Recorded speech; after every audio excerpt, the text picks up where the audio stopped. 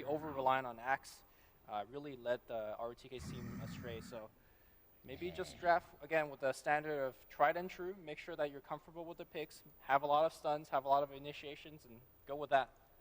I like your bullet points there. And, well, speaking of drafts, it looks like our draft is now going to be underway. EHOME are going to lead out their bans, removing the Darkseer and the Slardar. CDEC, no doom for you, as EHOME are going to be having the advantage of that first pick. The follow-up, sorry, 11, there will be no Eastern Tusk here. But look at the quick response from EHOME is securing the Queen of Pain. Yeah. Not just any Queen of Pain, this is a CTY Queen of Pain. That is their most picked hero this tournament.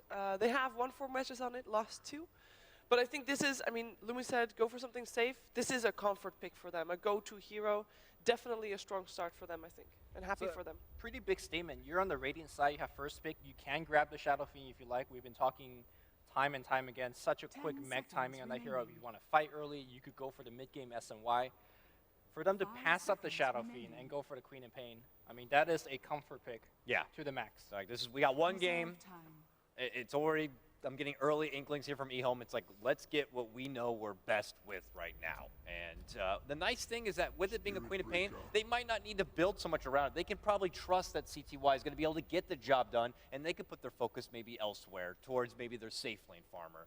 We'll have to see if that's going to be the case or not, but as you might try to feel comfortable with Queen of Pain, you might not be so comfortable seeing a Spirit Breaker now pop up on the other side. And look at the follow-up here. Going to be Alina, and it doesn't take long for EHOME to say, that's nice, but we got an Undying now. Yeah, I mean, I think that's part of the reason why they prefer Queen of Pain over Shadow Fiend. Shadow Fiend a lot less resistant to the charge gank from Spirit Breaker. Charge into LSA is going to get a Shadow Fiend kill. Obviously, Queen of Pain can blink away from that gank. So far, I like where EHOME is starting.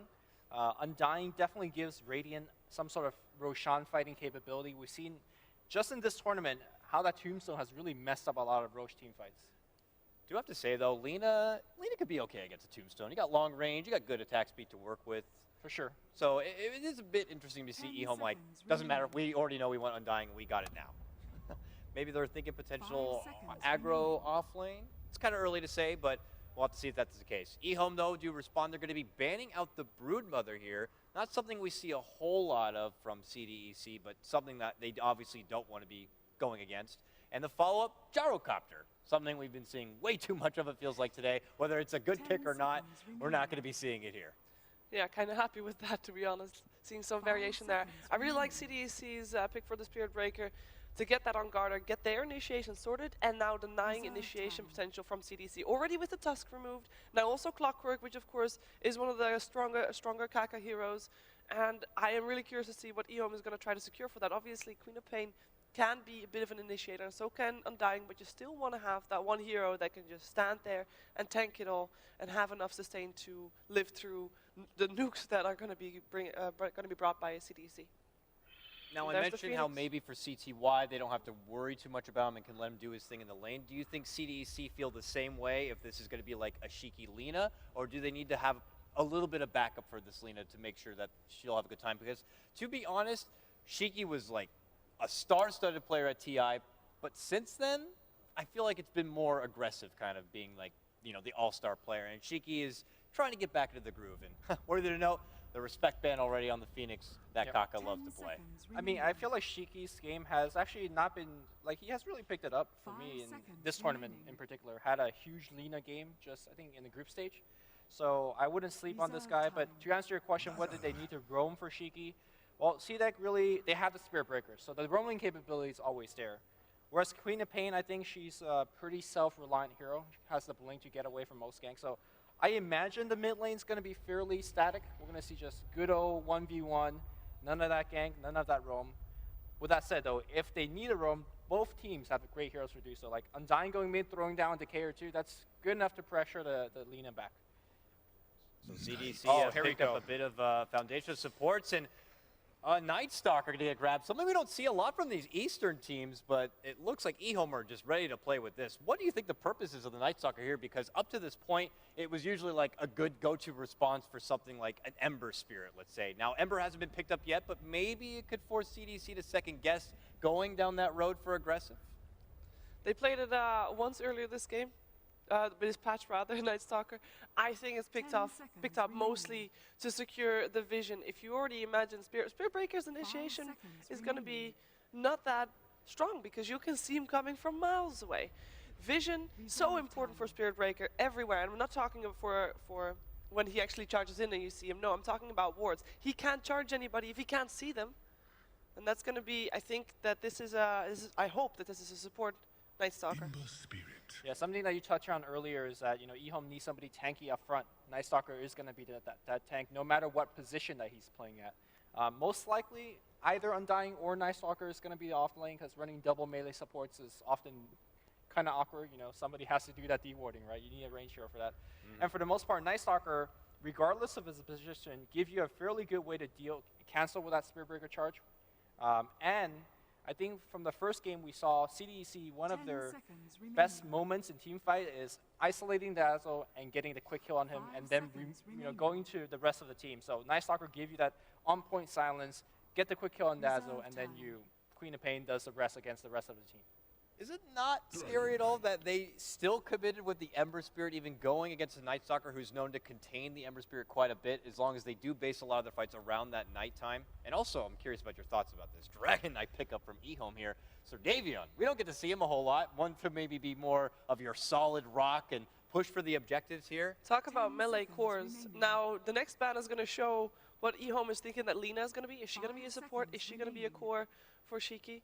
At this point, I would hope that it's for Shiki so they can pick up a Winter Wyvern and get maybe Spirit Breaker for XZ instead. He does play that hero as well, so that we're going to have at least good Winter Curses coming out, because that is going to be a spell that is insanely powerful with the lineup that EHOME has. Yeah, I'm thinking it's going to be a Shiki Lina because that's how they play it most. You talked about how Garter plays a pretty good Spirit Breaker, so maybe they're going to draft another support.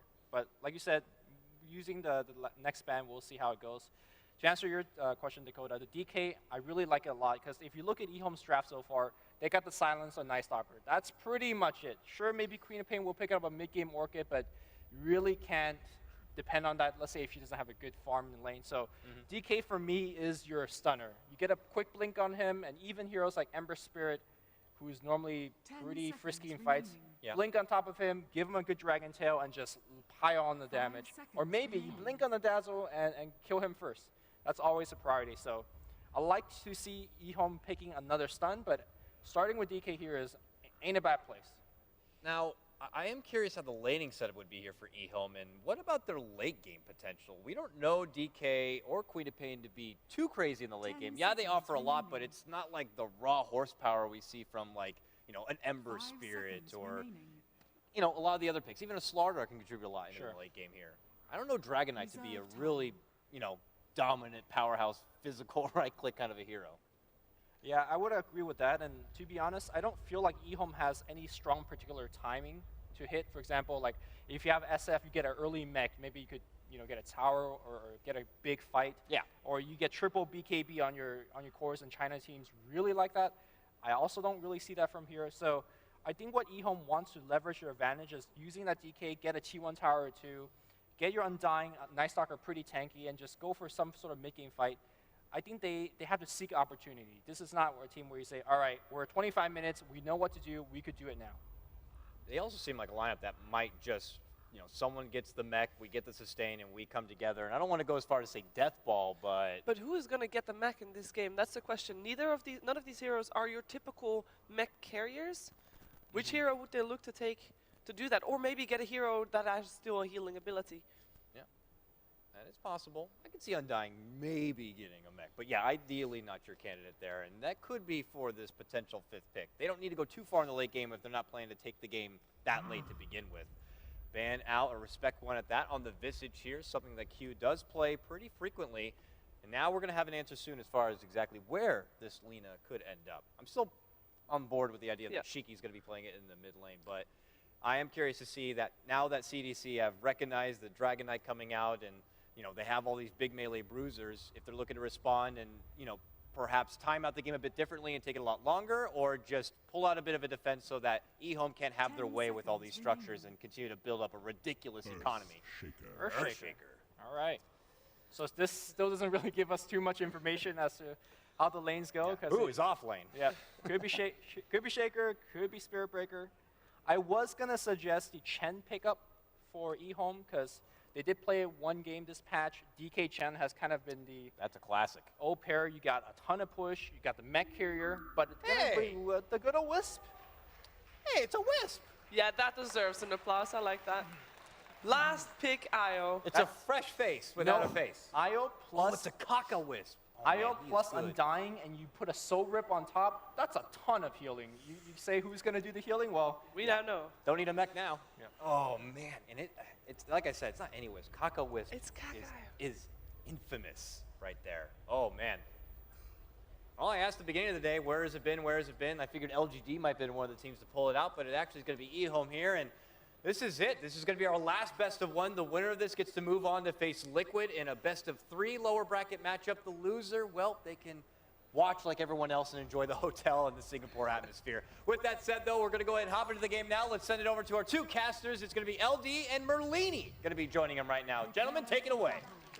Thank you very much, Kato Guy. Ladies and gentlemen, welcome. We are live here in the Suntech Exhibition Center getting ready for CDEC to take on EHOME. Ben, this is a crucial match for both teams. CDEC, as always, going with their tried and true staple drafts. They get the Shiki lead nice and early. They do opt to change things up a little bit here with the Earthshaker off lane, but you and I were talking about as the draft developed, that 5th pick from EHOME, it looked like they could have gone for a very heavy pushing lineup, so perhaps CDEC worried about that. They get a little extra deep pushing control from the Earthshaker, and then EHOME throws them a bit of a curveball with the IO. Thoughts on the draft overall? I think the Shaker was pretty safe, though. They really needed some anti-push, especially considering how EHOME has been playing. They've ran Wisp without any usual partners, no Gyro, no Tiny, no Bristleback, so it's not that off the wall for them. I also saw them run Chen in the group stage, so they kind of like their sustain and maybe using the DK as a siege engine for later in the game. CDEC grouping up near the tower for the time being, playing it very safe. As our EHOME, looks like both teams just want to secure their bounty run. So we're going to look at the lanes here, a Dragon Knight mid up against the Shiki Lina, who is going to get his early bounty rune. Do you expect a lot of help for the Dragon Knight, or is he just going to have to suck it up? Depends on what they want to do with the Wisp. They can either play the normal mid Wisp, where you babysit your mid, you harass against the Lina, and then you stack at the same time, or you can kind of pressure the offlane a lot with the IO. So it's a really tough matchup for DK, though. Looks like he's going to need some sort of help.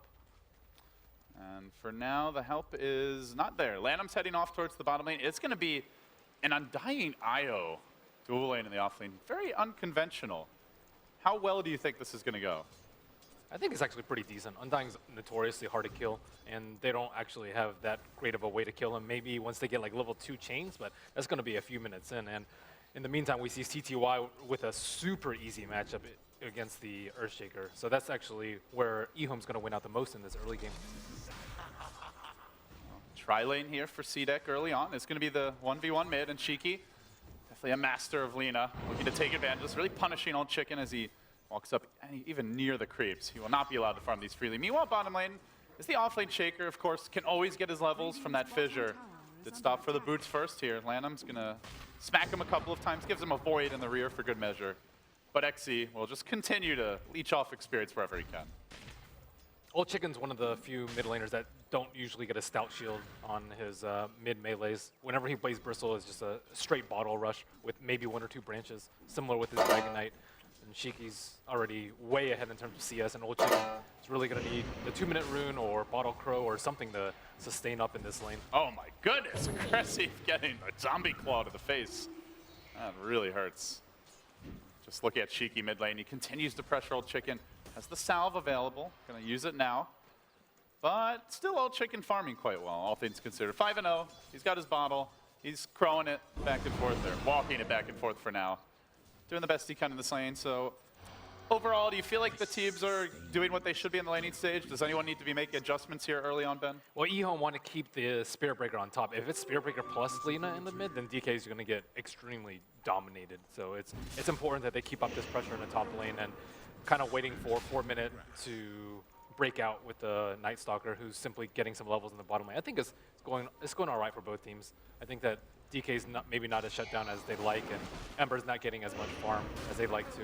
Moving on to Garter here, 11 gets aggressive, continues to smack him, does have the charge, but 11 wants to force it out. Get out of here. So much for Spirit Breaker being an aggressive here on the lady stage. He keeps on diving, and he will have a Soul Rip available. Garter down before he can even cast the charge.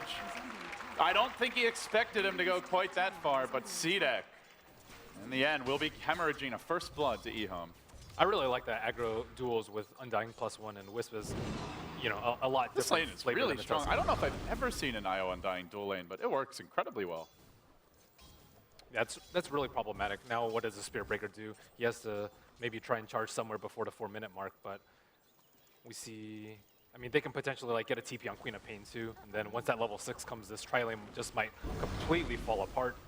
Oh, Chicken, he really wants these creeps mid, but quite literally playing with fire to get them as Lena will torch him a bit on the way back. Courier will now arrive so he can resume farming. The other good news for EHOME is in addition to their dual lane top doing well, they also are having a total free farm Queen of Pain in the safe lane. 22-3. You compare that to aggressive December, 7-2. It's clear that when it comes to the side lane trades, EHOME are coming out way on top. Yeah, and Night Stalker was able to just get his level 3 pretty much uncontested in the bottom lane, and XZ is really struggling in terms of CS 4 and 0. But that's what CTY does best, win his lane, and he's winning it very, very hard. There's the tether forward from Kaka onto 11. EHOME moving 4 heroes up towards that top rune. It will be a regen battle by the IO. Big opportunity here to get aggressive. CTY continues to push in the lane. XZ still getting his levels. All things considered, not too shabby considering the matchup. Very leisurely pace here through the laning stage. CDEC had no eyes on the top lane, though. Both their Observer Wards are like in the mid and bottom, so they have no clue that the Night Stalker. I mean, they can kind of expect it, but he's been pulling for the first 4 minutes of the game, so they might still consider that he's playing a little bit greedy. But he would probably be level 4 at this time, so I think that they're kind of expecting a move right now. Oh, they're diving. Here we go. Hey, Q, I got a little surprise for you. It's called the Tombstone. He's trying to TP out. Will Q make it in time? Yes, he will. Beautifully played. Handles it nicely. Meanwhile, mid lane onto Old Chicken. There was a charge from Garter. The crowd really enjoying that one. Nice round of applause for the Dazzle. But still, in some ways, EHOME a win anyway, as they're putting a ton of pressure on this top lane. Ember still really not farming at all. 10 and 4 CS, only 2 CS a minute, Ben. XC's trying to make a move around, and they need to get something else on the map. Their top lane's just getting destroyed, and Shiki's the only one that's doing well, and They XC had can't do a ward. anything. I'm not sure if they saw this, but XZ. Oh, they get the vision out from the charge. Fissure perfectly planted. Laguna Blade coming in hot. Old Chicken will be tossed in the rubbish. Now Shiki, though, maybe punished. Great counter gank from CTY. And even the IO comes in. All of a sudden, it's a big old dog pile mid. Score now equalizes 3-1 as EHOME strike back. CDC are feeling the pressure of EHOME's early game, though. They're desperate to make these moves. And it's like halfway in between the T1 and the T2, and it's during the nighttime. And you can just see that they're like, okay, we have to do something about these lanes. We can't. Do they really want to keep dive letting it go. 11 here? Yeah, that's not happening. And EHOME hasn't been stacking at all. They've been kind of committing all their resources to shut down CDC's farm, especially the Ember Spirit. Not an early BOT rush for him. Charge comes out, connects on 11. Garter's here, but the IO's there to turn it. They get the Tombstone out. 2 hero chains. Will they burst them in time? The Soul Rip on Kaka, keeping him alive. Zombies stacking up. Now 4 heroes coming in as Q will try to TP away. He doesn't make it. The Undying gets the kill. Then the Night Stalker Edge. They've just ignored the Tombstone, and they're fighting back into it. Garter charges past it. It will now expire. Landham getting stunned. The chains there as well. Aggressive, good kiting, but Landham sprints away. Fissure closes the door. XE slams it in his face, and down he goes. Man, these teams are roaming a lot early. Whew. 8 heroes top, I think that was. Yeah, Undying also with like 8 decay stacks. Too. That was scary. That could have been Actually, so much he worse. still though. does. If he didn't get the Soul Rip out, I think that would have been like a clean 3-0. But Old Chicken's, you know, he needs his time to recover, and CTY didn't have his Sonic Wave up, so they also have no more vision up in that top lane. Their Observer Ward died. And Aggressive still not level 6. This is a dangerous time for him. He's going to tank the decay. The Spirit splashing through. One more. Keep on going. Chains are there. And 11, I think he dives for this. Drops the Tombstone, trying to get the vision through the trees. Aggressive. Put on those Nikes. No chance. Death by the zombie. Once more. And I'll TP away. Ooh, that's bad. Shiki also tried to TP top, but he canceled his TP, realizing that he didn't have any opportunity there. Because she's their main like heavy hitter at this point in the game, especially with Ember Spirit being only level 5.5.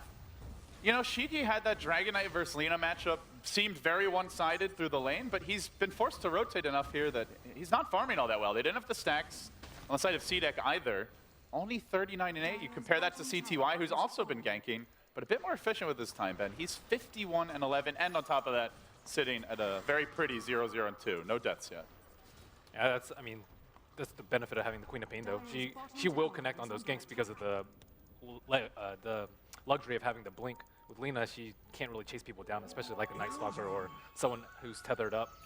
So she really needs to be able to either get the Yules or get some kills in the early game, but EHOME's not really giving them any space. Pressuring towers all the time with Dragon Knight's ultimate. Major on the mid lane, they do connect here for Lanham. Laguna committed, Shiki zaps him. Vampire down. I thought it took Garlic, but apparently not. It's almost level 6 on the IO too, so those kind of moves are going to be really, really painful for the Lina. So looking at CDEC overall, what are the adjustments you see them needing to make? Because obviously this has not been the start they were looking for with their draft. I think it's right around now, the 8 to 12 minute before the next nighttime, and just try and get one good relocate on the IO. You need to anticipate his next relocate gank and either like overcommit to a fight. Like if Wisp were level 6 at that point, they'd have to have like 3 or 4 heroes mid so they don't get destroyed by the relocate. So just be very careful about how you move around and maybe bait out Ember Spirit with a Grave. Well, it is daytime now, so a bit of a breather here for CDEC. Darkness not yet online, only a level 5 Night Stalker, but they continue to keep the pressure up. They have tried to rotate aggressive, give him an easier lane bottom now, and he is beginning to pull back in terms of farm and relevance. Probably needs to do it soon because look at this, EHOME starting to cluster up top lane. Looks like they're going to bring 4 heroes into position. Lanham the only guy not there. He's sitting off bottom. Well, we also see an aggressive movement from CDEC in the mid lane too. Yeah, it is Smoking daytime. With 3. Probably the ideal time to go for these plays. It's not that big of a kill though. It's on a Night Stalker and it's going to be during daytime. And I don't even know if they're going to get this kill. They can't transition into a tower even if they do get it, whereas EHOME are going to take one. But there's your fissure, trapping out Lanham, follow stuns there. Laguna again, that's some serious hate from Shiki. Feels like every Laguna's been on the Night Stalker this game, but they do get the kill again. The trade, though, will be EHOME easily and comfortably grabbing a tier 1 top. Relocates online, Ben. I don't know if they're going to give this one up freely. They'll TP 1 towards mid. They ping out Q. He does opt to retreat, but yeah, you see the differences. CDEC can't go for the objectives. Yeah, I think that exchange was actually more beneficial to EHOME, even though CDEC get a kill out of it, because now like they're going to be heavily pressed during nighttime to kind of protect their own jungle. They have one Observer Ward, but with that T1 already down, they can approach from multiple angles, and they're not going to feel safe anywhere on the map. And the Night Stalker is going to be controlling this Ember Spirit. EHOME with the comfortable early advantage, but we have seen them with a couple of these drafts where they're designed to win the lanes, they get ahead early, and sometimes they struggle to close it out. CDEC also a team that has shown quite a few comebacks over this tournament and in recent history. Definitely not a situation where EHOME have won by any stretch, but the laning stage has gone well now, and they start to bring their next items into the picture. We're going to see a Yule Scepter under construction for CTY. 11, looks like a possible mech being built up by him. The urn's already complete on Kaka, Old Chicken. Well, we'll see. It seems like the Blink Dagger is the popular Dragon Knight item nowadays, and or potentially some other form of combat item like a BKB. Carter charges in, top lane, Old Chicken doesn't see it coming. He will get connected on initially, but they need a bash if they want to go for this, and there is a relocate. Not going to happen. They have a deep Observer Ward too. Now it's going to be nighttime for like the next 5 minutes, and that's a really big problem for CDEC. CDEC have slightly better late game though, and you'd expect the team with them dying to be ahead. Not this well ahead, but still pretty far ahead in the early game. Making their way back through the CDEC jungle. Looking for the wraparound here. They are smoked up, and they're about to find Q as he breaches high ground. Hey, how you doing, Dazzle? Brave, no chance. Nice soccer scouting on mid. They see that Shiki's alone. Maybe and they get the kill on the Lina. He runs into the trees. They're losing sight of him. They drop the tomb. He now tries to tunnel past, but he's not going to make it. He whiffs the stun. Lanham's there. It's going to be up to XZ. He fissure blocks everybody else away, but the Breathe Fire connects over the fissure. Comes the quad bolt. They get one. They relocate forward, looking for more. XZ hounded and forced back. He dunks. It's a decent one, but they need more follow for this. Aggressive arrives. Reinforcements are here with the IO down. Old Chicken won't get that safe relocate back. Remnant forward. Bash him around. Smack him down. A dead Old Chicken Dragon. That's something new. Lanham on the way out. Can he escape? There's going to be a chain soon. Has the mana for it momentarily, but Undying's also arriving. They'll grab Garter as well. A 2 for 3. Aggressive now running, but Q caught out. Gets off the weave way too late. Death again from the Decay, and now Aggressive, the last man standing. They're even thinking about diving him, but EHOME out of spells. Low on health and mana. They'll have to let him go. A 2 for 4. No mercy from EHOME. On top of that, EHOME managed to sneak down some wards, one next to the T2 in mid and T2 on bottom. So CDEC, where do they really farm right now? EHOME, they could have chased that, but then they have to deal with the Spirit Breaker during the respawn, so that was actually a really good back by them. It could have been actually slightly worse. They had to use a Tombstone to get vision on Shiki, and if he had died without the use of the Tombstone, I think that fight in the Secret Shop would have been so much worse for CDEC. EHOME are going to make their way up the ramp. Thinking about a push on mid. There's still no Yules complete on the Lina, so she's very vulnerable if she gets caught here. Will retreat down, but walks past a well-placed Observer Ward. Lanham not happy that he's getting dewarded. Thinks about a jump forward. Not going to go for it just yet, as we see Aggressive hanging out near the tower. 5v5 posturing for both teams, and, well, the big item that could change that is this mech, now grabbed by 11, along with the Yules on CTY. CDEC, they do not want to give this tower up, Ben. Can they hold it? Maybe waiting for darkness on Lanham, and CDEC, they have to kind of hide under the cover of their tower, but sooner or later they're going to be forced to fight. Undying with a mech, Tombstone up. How do they take this fight? Try and blow someone up instantly, but oh, on Chicken, probably not the one you're going to blow up instantly. As Lanham finally makes his move, the rotation, you knew it was coming. Shiki does manage to stun him. They heal from across the trees, but blasted away by the fiery breath of Old Chicken once more. EHOME pressing down mid now. They'll take the tower. Do they go for 2? Looks like they want to.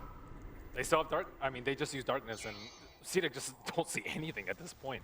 Again, they're not really split pushing. They're not taking other objectives. They're trying to hold Ben, and they're failing at that. As XZ is going to get dove back. Quad bolts available. They decide not to use it. Instead, they're going to go for Q. He gets destroyed once more. Garter charging into the fray, but they have the quad bolt still in reserve. CDEC have to be very careful about this, and the dives continue. EHOME threatening to go high ground here as the Ember Spirit will jump back. But as he's zoned away, EHOME are freed up to continue their push. Yeah, high ground's way too early at this point. They can easily get figure no, I meant for kills, not for taking the racks. They were thinking about it. Remnants forward from Aggressive, getting up the chase, but the quad bolt's there. It hits on 4.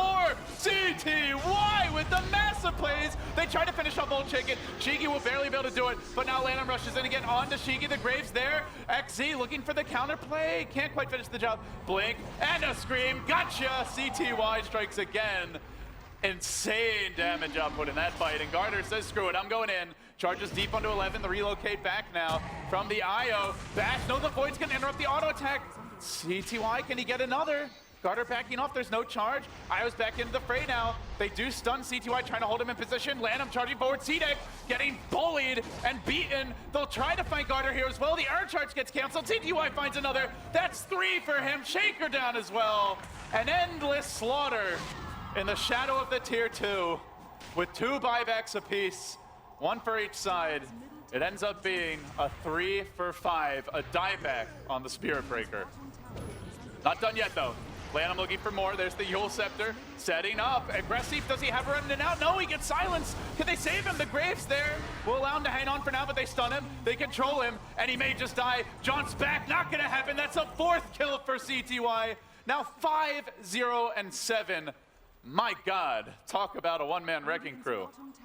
Ooh, that was like the most painful 5 minutes you could go for as just sitting there getting paddled the entire time. I mean, it's kind of like they don't want to fight versus nighttime, but their lineup is suited that you kind of have to, and no one's going to be able to farm out safely versus a Night Stalker. Yeah, apologies about that, guys. The Dota client got reset, so just want to look out for the players here as far as the sound goes.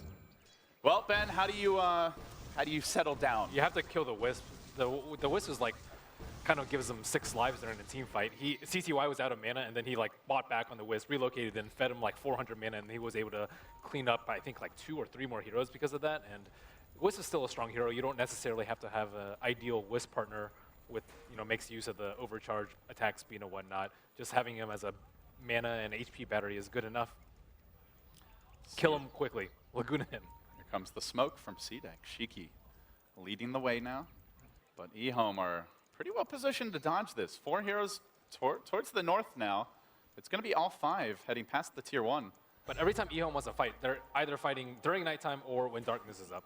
And they're just, kind of biding their time until 20 minutes, which is the next point in the game. CDEC, they don't really have the damage output to go for a Snake Roach, which is kind of what you would want at this point. No Medallion up on the Dazzle and not enough damage on the Lina to kind of chew through Roche.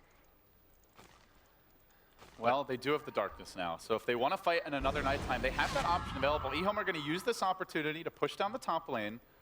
It may at least come as a trade for CDEC trying to grab a tier 1, but Ben, this lineup just does not push very quickly without significant farm. Only Lina offers much at all as far as tower pressure goes, and she's just deep pushing mid. But now they're looking for some other sort of kills. They ordered up EHOME jungle, hoping for someone to be out there. You charge them, then you either kill them with a Lina or Ember Spirit.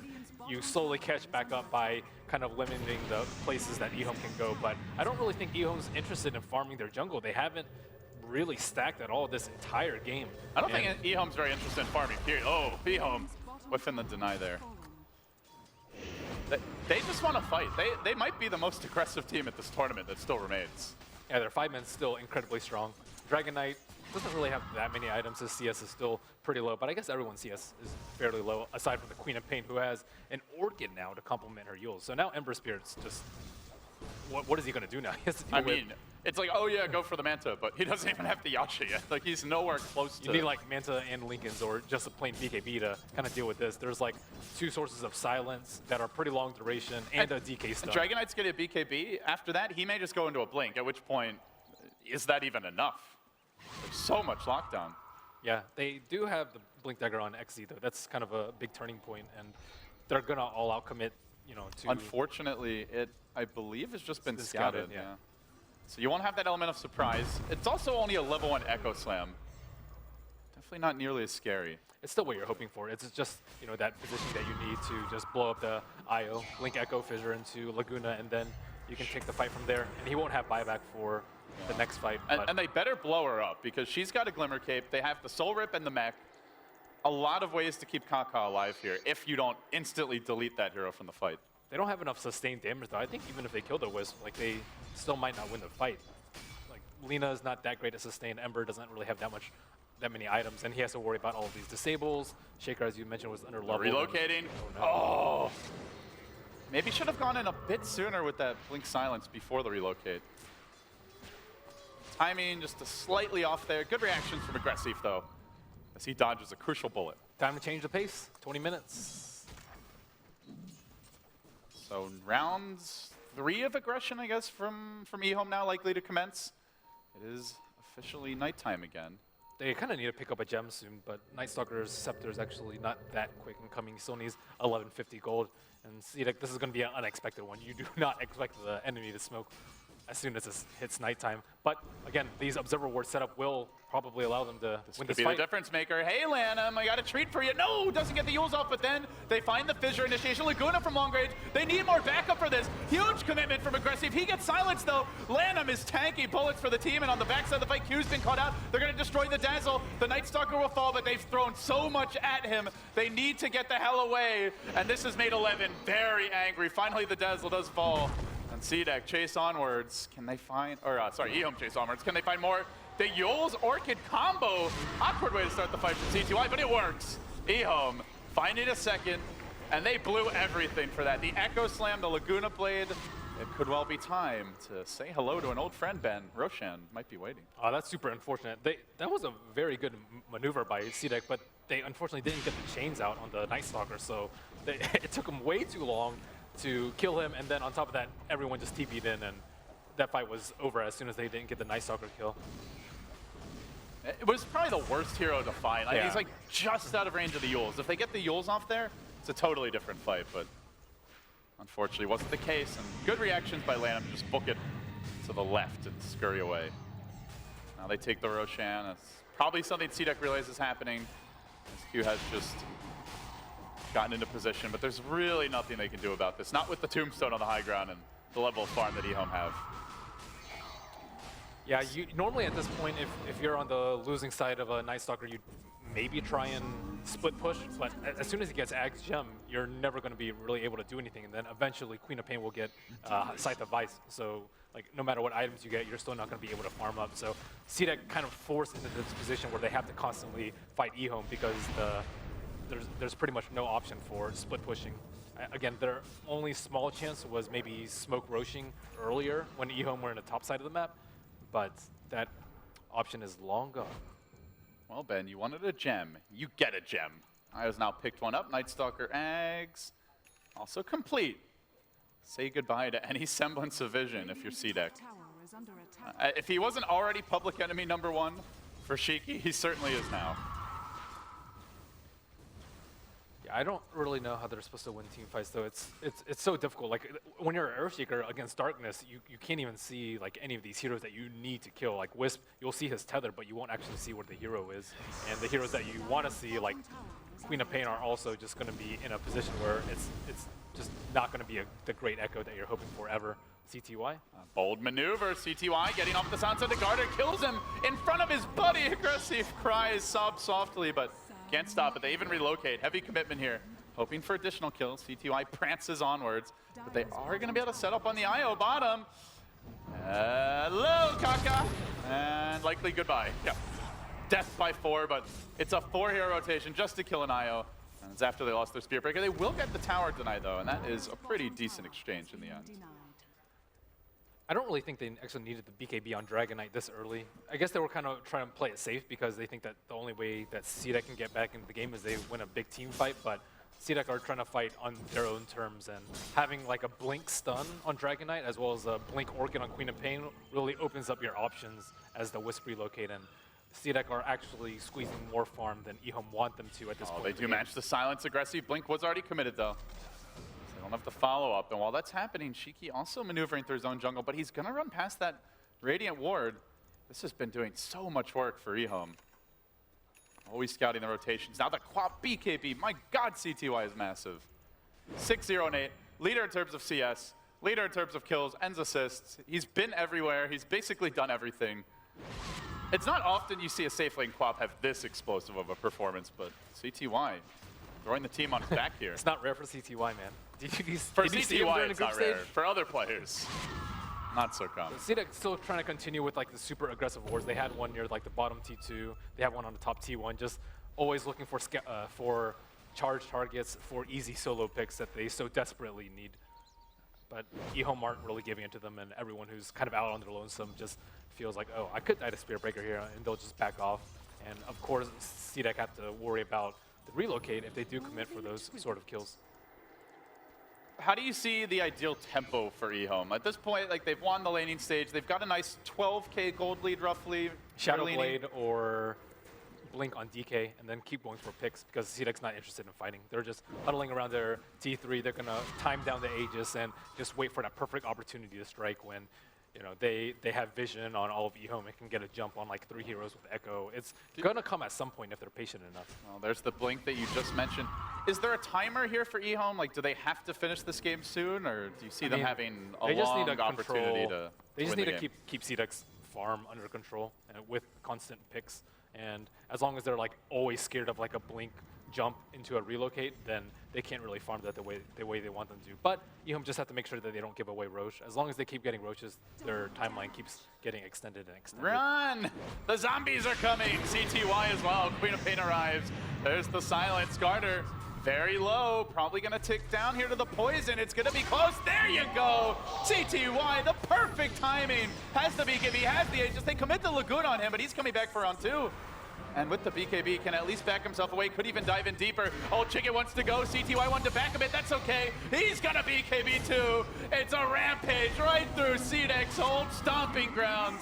Welcome to your new home, Aggressive, the Fountain. I mean, Jesus. When they win, they are very quick about it, Ben. Or at least trying to be here. They'll silence Aggressive again. He may have overextended. Stunned up. That's not the Yule Scepter that you were looking for. Shiki. Oh, there's Shiki's Yule Scepter. Okay, well, that's not going to save him anyway. Actually, it was the Quap one on the first initiation, but they get another kill. They say, screw the bottom lane. We're going to go top instead. EHOME taking out, I mean, how many was that? 4? 5? The Spear Break, I guess, got away, but They just play so well around CTY though. Every time he blinks in, his whole team's like right there to follow him, and you know they kind of play as one cohesive unit. They give him a super easy lane, and he also is, like manages to keep up his farm at a crazy pace relative to everyone else. Like he's actually, like it doesn't matter where he goes, he's just massively overfarmed, and again with a beyond godlike streak on CTY. What went wrong for you this game for CDEC? Is it was it just the lanes? Was it the draft? Well, so bottom lanes, pretty much an auto loss for Earthshaker. There's like almost no way he can win that lane. Mid lane is a win for Lina, so really the only wild card is the top lane, and then they got the super early kill on the Spirit Breaker, as well as just aggressive, always just having to sit back, not able to farm at all as the Ember Spear. And on top of that, they had 3 heroes there. If they had like, you know, if they sacked the lane or something like that, or if there were only 2 heroes with 1 in the jungle pulling and farming, it would have been okay for them. But that top lane was just such a massive loss to them in the first 4 minutes that Night Stalker just kind of cleaned up and took control because he got free levels and a free level 6 because he was able to pull on bottom. And that first death was avoidable. He had charge, there was no way to cancel it, but he just didn't expect them to dive so far. So kind of underestimated the willingness of EHOME to get aggressive, and then, like you said, things just started to crumble. CTY prowls top. I mean, he's going to see 4 heroes. They don't even care. Relocate comes through. Aggressive. He's running away from his Dazzle, and this means there's nothing to save him. Kind of panics in the heat of the moment, though. He may have died regardless. Now Old Chicken on the hunt. Even has the Yasha for a bit of additional move speed. They're going to set up here on the Dazzle. Gets off the Selfgrave, but now Lanham's working on Cheeky. Laguna just shrugged off as he continues to hunt forward. They finish off the Dazzle, and now they look for Cheeky too. Sprinting for the well. No escape. Just death. As EHOME will smack down CDEC on the big stage. EHOME! They do it in style, and they end it with a 5-man wipe and a smoke proudly celebrating. You watch CTY at the end there, he had the Orchid on the Earthshaker as he blinked into, just giving no room for the CDEC at all to get back in the game with a big Echo Slam. That was a very satisfying game to watch, just to see a team like, they get a lead and they just do not let it go. They just close them out, choke the living daylights out of CDEC, and never look back. And of course, CTY's Queen of Pain, Owen, was praising it all throughout the group stage. Well, I think with good reason, Ben. That was probably the best quad performance I've seen in a month or two, at least, if not more. Well, guys, with that, CDEC, they are eliminated here. EHOME will move on. We'll see what the analysts think, and then we'll get ready for our big winner bracket finals.